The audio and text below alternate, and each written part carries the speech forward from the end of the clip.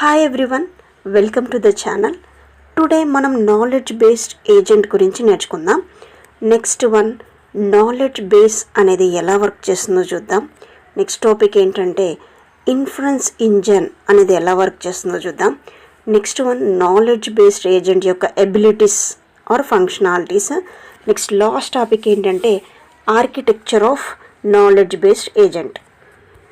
First topic ఏంటంటే knowledge based agent. ఇది చెప్పుకోవడానికంటే ముందు మనం కొన్ని టాపిక్స్ చెప్పుకుందాం. అదేంటంటే ఫస్ట్, హ్యూమన్స్ అనేవాళ్ళు ఇంటెలిజెంట్, అంటే హ్యూమన్స్కి థింకింగ్ పవర్ అనేది ఉంటుంది. అండ్ ఏదైనా టాస్క్ని పర్ఫామ్ చేయాలంటే కొంచెం క్రియేటివిటీగా ఆలోచించి, నెక్స్ట్ వన్ అది లాజికల్గా ఎలా వర్క్ అవుతుంది అనేది థింక్ చేసి ఆ టాస్క్ని కంప్లీట్ చేస్తాం. అది ప్రాబ్లమ్ని సాల్వ్ చేసేటప్పుడు హ్యూమన్స్ ఏం చేస్తారంటే వాళ్ళ పాస్ట్ ఎక్స్పీరియన్స్ని యూజ్ చేస్తారు. అదేవిధంగా ఏదైతే నాలెడ్జ్ అనేది ఉంటుందో వాళ్ళకి ఆల్రెడీ వాళ్ళ మైండ్లో స్టోర్ అయి ఉంటుంది. సో ఆ నాలెడ్జ్ని యూజ్ చేసుకొని ఆ ప్రాబ్లమ్ని లాజికల్గా సాల్వ్ అనేది చేస్తారు. సో సేమ్ వే హ్యూమన్స్ లాగానే ఆర్టిఫిషియల్ ఇంటెలిజెన్స్లో ఒక ఏజెంట్ అనేది ఇలాంటి కైండ్ ఆఫ్ ఇంటెలిజెన్స్ని స్టోర్ చేసుకొని ఆ ప్రాబ్లమ్ని సాల్వ్ చేస్తే ఆ టైప్ ఆఫ్ ఏజెంట్ని మనం ఏమంటామంటే నాలెడ్జ్ బేస్డ్ ఏజెంట్ అని చెప్పొచ్చు. అండ్ ఇక్కడ మనకి నాలెడ్జ్ బేస్డ్ ఏజెంట్కి డిఫరెంట్ అనదర్ నేమ్స్ ఉన్నాయి. ఒకటేంటంటే లాజికల్ ఏజెంట్ అని చెప్పొచ్చు. లాజికల్ ఏజెంట్ అని ఎందుకంటామంటే ఈ ఏజెంట్ అనేది ఒక ప్రాబ్లమ్ సాల్వింగ్లో ఏదైనా క్రియేటివిటీగా and as well as logical ఓరియంటెడ్గా థింక్ చేసి టాస్క్ అనేది కంప్లీట్ చేస్తుంది. అండ్ ఈ నాలెడ్జ్ బేస్డ్ ఏజెంట్ని మనం రూల్ బేస్డ్ ఏజెంట్స్ అని కూడా అనొచ్చు. బేస్డ్ ఏజెంట్కి అనదర్ నేమ్ ఏంటంటే large language model agent. And next one, knowledge based agent 2 యాక్షన్స్ని పర్ఫామ్ చేస్తుంది. ఒకటి ఏంటంటే ఇన్ఫర్మేషన్ స్టోరింగ్ అనేది పర్ఫామ్ చేస్తుంది. నెక్స్ట్ వన్ ఏంటంటే రీజనింగ్ టెక్నిక్స్ని యూజ్ చేసి డెసిషన్స్ అనేది పర్ఫామ్ చేస్తుంది. సో ఆ డెసిషన్స్ని మనం ఏమంటామంటే ఇంటెలిజెంట్ డెసిషన్స్ అని అంటాం. సో ఈ మోడల్ని మనం ఎందుకు యూజ్ చేస్తామంటే కాంప్లెక్స్ టాస్క్స్ ఏవైతే ఉంటాయో వాటిని పర్ఫామ్ చేయడానికి యూజ్ చేస్తాం. నాలెడ్జ్ బేస్డ్ ఏజెంట్లో 2 కైండ్ ఆఫ్ ఫ్యాక్టర్స్ అనేవి ఉంటాయి. ఫస్ట్ ఏంటంటే నాలెడ్జ్ బేస్ అనేది ఉంటుంది.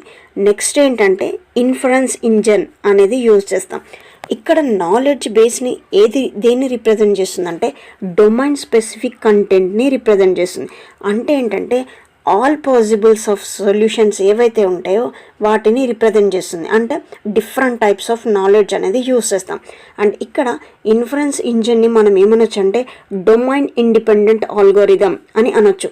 ఎందుకంటే మనకి ఇందులో ఏజెంట్ ఏం చేస్తుందంటే నాలెడ్జ్ బేస్ని యూజ్ చేసుకొని న్యూ టెక్నిక్ని ఇంప్లిమెంట్ చేసి వాటిని ఇండిపెండెంట్గా పర్ఫామ్ చేస్తుంది.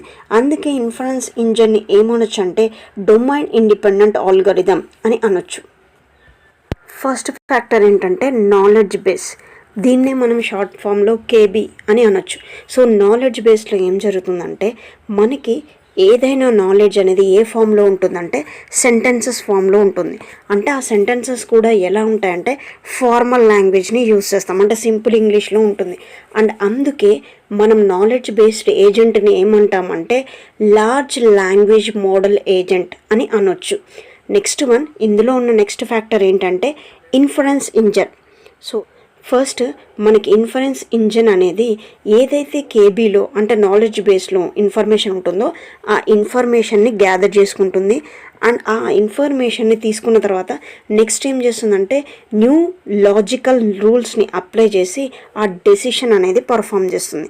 అందుకే దీన్ని ఏమంటామంటే డొమైన్ ఇండిపెండెంట్ ఆల్గోరిథం అని చెప్పొచ్చు. అండ్ ఇక్కడ ఏం జరుగుతుందంటే లాజిక్స్ని యూజ్ చేస్తుంది కాబట్టే మనం నాలెడ్జ్ బేస్డ్ ఏజెంట్ని ఏమనొచ్చు అంటే లాజికల్ ఏజెంట్ అని అనొచ్చు.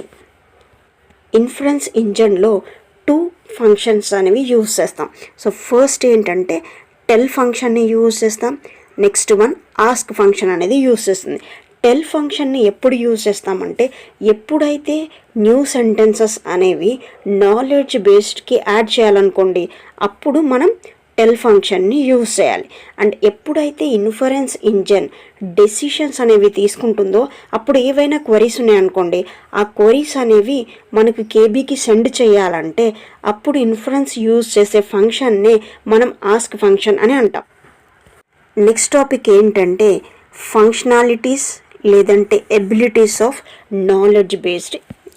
ఫస్ట్ మనకి నాలెడ్జ్ బేస్ ఏజెంట్ అనేది ఎలా వర్క్ చేస్తుందో చూద్దాం. ఫస్ట్ ఆ ఏజెంట్కి సరౌండింగ్ని మనం ఏమంటాం, ఎన్విరాన్మెంట్ అని అంటాం. సో ఈ ఎన్విరాన్మెంట్ అనేది ఎలా అబ్జర్వ్ చేస్తుందంటే సెన్సార్స్ని యూజ్ చేసుకొని నాలెడ్జ్ బేస్ ఏజెంట్ అనేది అబ్జర్వ్ చేస్తుంది. సెన్సార్ అంటే ఏంటంటే ఇది ఒక డివైస్. ఈ డివైస్ని యూజ్ చేసి మనం ఎన్విరాన్మెంట్ని డిటెక్ట్ చేయొచ్చు. అండ్ ఆ ఎన్విరాన్మెంట్ నుంచి డిటెక్ట్ చేసిన ఇన్ఫర్మేషన్ని నెక్స్ట్ ఏం చేస్తుందంటే ఇన్ఫరెన్స్ ఇంజన్కి సెండ్ చేస్తుంది. సో అలా ఇన్ఫరెన్స్ ఇంజన్కి సెండ్ చేసినప్పుడు ఏదైనా మనకి ఇన్ఫర్మేషన్ అనేది గ్యాదర్ చేయాలనుకోండి, ఇన్ఫర్మేషన్ అనేది ఇన్ఫరెన్స్ ఇంజన్ ఎక్కడి నుంచి కలెక్ట్ చేస్తుంది అంటే నాలెడ్జ్ బేస్ నుంచి కలెక్ట్ చేస్తుంది. అండ్ ఇక్కడ ఇలా కలెక్ట్ చేసేటప్పుడు ఏదైనా న్యూ ఇన్ఫర్మేషన్ కానీ న్యూ సెంటెన్స్ని కానీ కేబీకి యాడ్ చేయాలనుకోండి, అప్పుడు ఇన్ఫరెన్స్ ఇంజన్ టెల్ అనే ఫంక్షన్ని యూజ్ చేస్తుంది. అదేవిధంగా ఏదైనా ఇన్ఫర్మేషన్ అనేది నాలెడ్జ్ బేస్ నుంచి క్వశ్చనింగ్ అనేది కానీ లేకపోతే క్వరీ అనేది కానీ అడగాలనుకోండి, లేదంటే సజెషన్స్ అనేవి తీసుకోవాలనుకోండి, అప్పుడు ఇన్ఫరెన్స్ ఇంజన్ ఏం చేస్తుందంటే ఆస్క్ మెథడ్ని కానీ లేదంటే ఆస్క్ మెథడ్ని ఇన్ఫర్ మెథడ్ అని అంట. సో ఆ మెథడ్ని యూజ్ చేసుకొని సజెషన్స్ అనేవి తీసుకుంటుంది. సో ఆ సజెషన్స్ అనేవి తీసుకున్న తర్వాత లాజికల్గా వాటి యాక్షన్స్ అనేవి పర్ఫామ్ చేస్తుంది. అంటే ఎఫెక్టర్స్ని యూజ్ చేసి యాక్షన్స్ అనేవి పర్ఫామ్ చేస్తుంది. ఎఫెక్టర్స్ అంటే ఏంటంటే మనకు హ్యాండ్స్ ఆఫ్ ఏఐ అని చెప్పొచ్చు.